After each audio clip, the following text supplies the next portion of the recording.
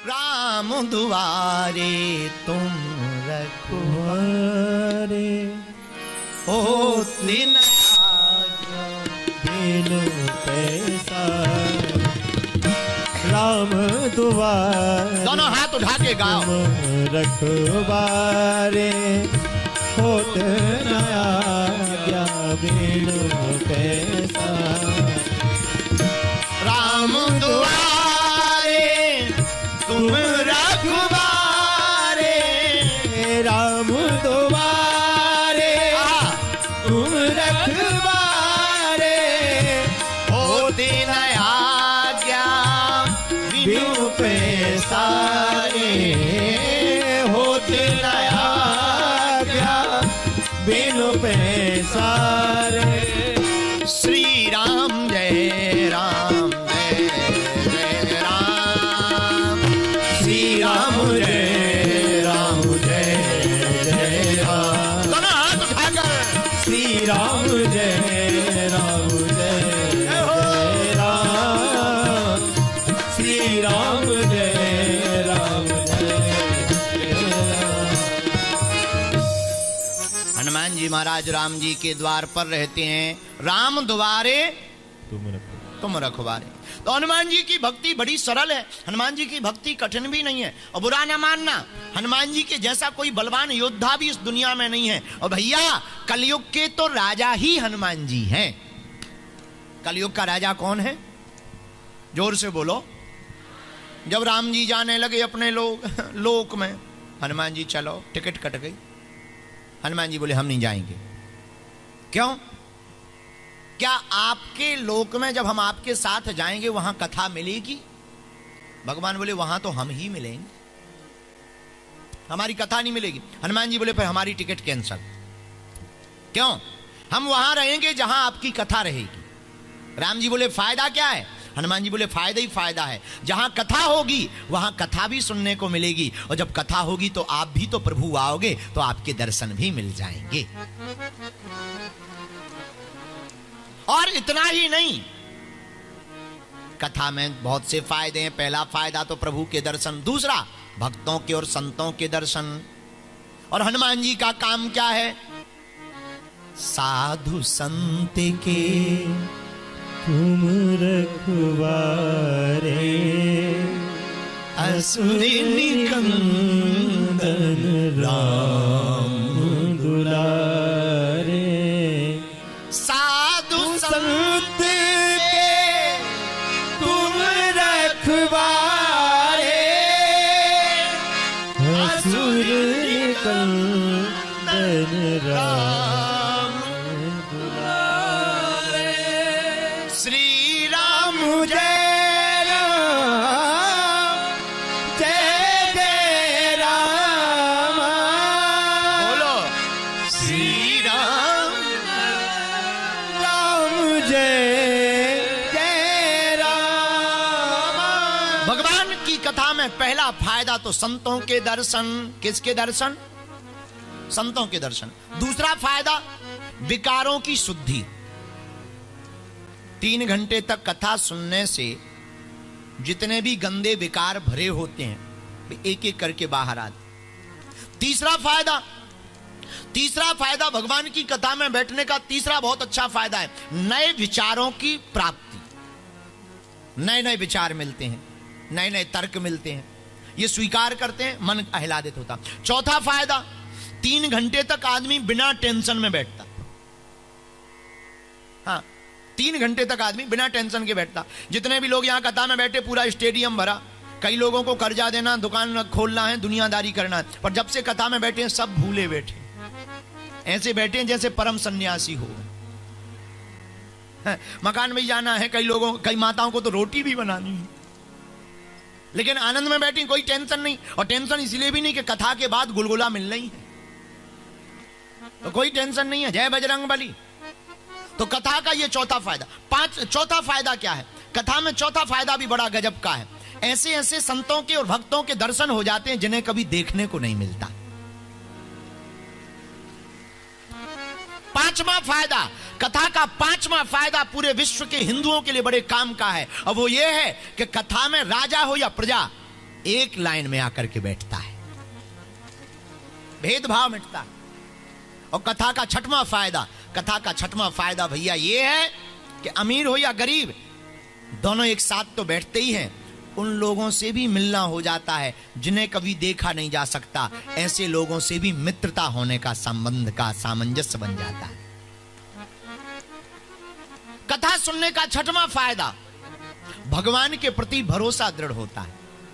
आज हमसे कोई माताजी पूछ रही थी, गुरुजी हमें भगवान की भक्ति चाहिए, उपाय बताओ। 4 उपाय हैं भगवान की भक्ति के। पहला उपाय, संत संग करो। क्या करो? बोलो बोलो। संतों का संग करो। संतों का संग करोगे तो वो भगवान के रस को, भक्ति को जीवन में भर देंगे। दूसरा उपाय, सत्संग करो। क्या करो? बड़े भाग पायई सत्संगा, श्री राम जय राम जय जय राम। लेकिन सत्संग सबको नहीं मिलता। सत्संग राम कृपा बिनु सुलभ ना और बिनु सत्संग विवेक ना होई। राम की कृपा के बिना सत्संग प्राप्त नहीं होता, सत्संग सबको नहीं मिलता। और हमारे गांव में बुंदेलखंड में कहावत है कि अगर सभी कुतियां प्रयाग जाने लगे तो चाट का दोना कौन चाटेगा? हमारे बुंदेलखंड के पर है विचित्र कहावत, पर है तो है। इसलिए सत्संग में सब नहीं आते। पता है कौन आता है? हमने एक तर्क दिया था एक जगह, बहुत गजब का तर्क है, बहुत गजब का विचार है। जनता जिसको चुनती है, नेता को, वो संसद भवन में बैठता है। भगवान जिसको चुनते हैं वो कथा में बैठता है।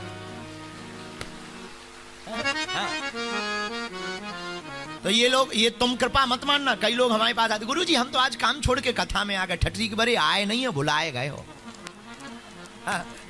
तुम नहीं आए, प्रभु ने तुम्हें बुलाया है। किसने बुलाया? हम नहीं कह रहे। रामायण पढ़ोगे तो रामायण में वर्णन आया, ए हा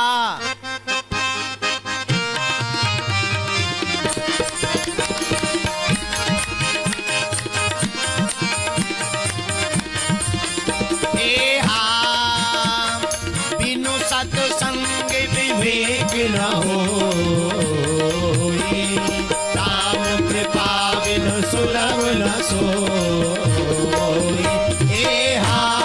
बिनु सत्संग विवेक हाथ उठा करके, राम कृपा बिनु सुलभ न सोई। श्री राम जय राम जय जय राम। बोलो श्री राम जय राम जय जय राम। श्री राम जय राम जय जय राम। श्री राम जय जय राम। रामायण कहती है भैया क्या? बिनु सत्संग विवेक न होई, राम कृपा बिनु सुलभ न सोई। बिना राम जी की कृपा के सत्संग मिलने वाला, ये भगवान की कृपा है कि उन्होंने सत्संग में हम लोगों को बैठाया।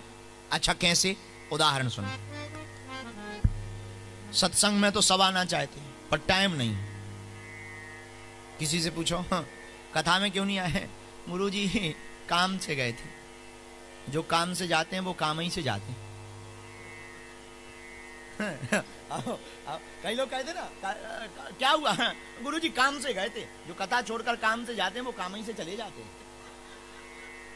कथा सबको नहीं मिलती है, अनूठे को, किसी को, जिसको भगवान चुने उन्हें कथा में बैठने का मौका मिलता। कारण सब लोगों के पैर को मगर ने पकड़ रखा।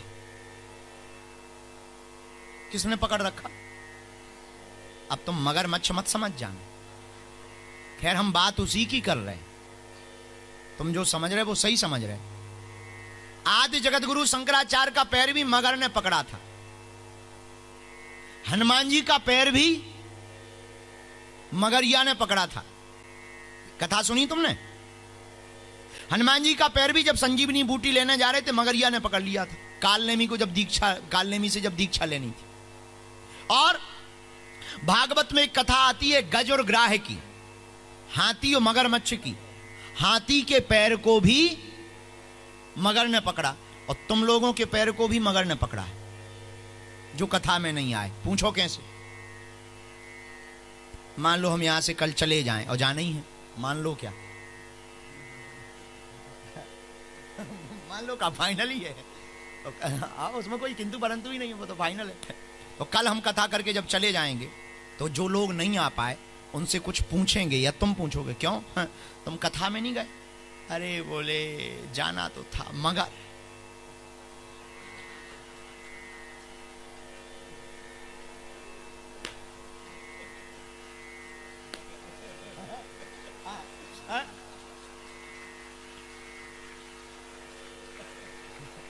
कुछ लोग तो ये भी कह देते, अरे बोले क्यों बागेश्वर वाले गुरुजी आए थे वहां नेडी में आए थे और एडी पटेल स्टेडियम में कथा की, तुम गए नहीं प्रिंस चार्ल्स वाले पार्क में?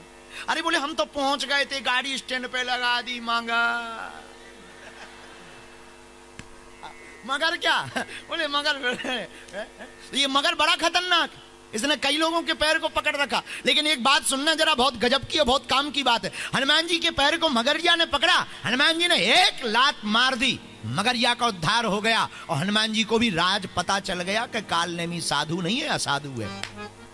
और क्या गजब का सूत्र छिपा हुआ इस कथा में कि अगर हम लोग भी भगवान की भक्ति के लिए, राष्ट्र हित के लिए, सनातन हित के लिए और अपने भारत के तिरंगा को चांद तक पहुंचाने के लिए अगर एक बार मगर के ऊपर लात प्रहार करनी पड़े तो लात को मार करके हमको मगर को छोड़ करके कथा में आ जाना चाहिए।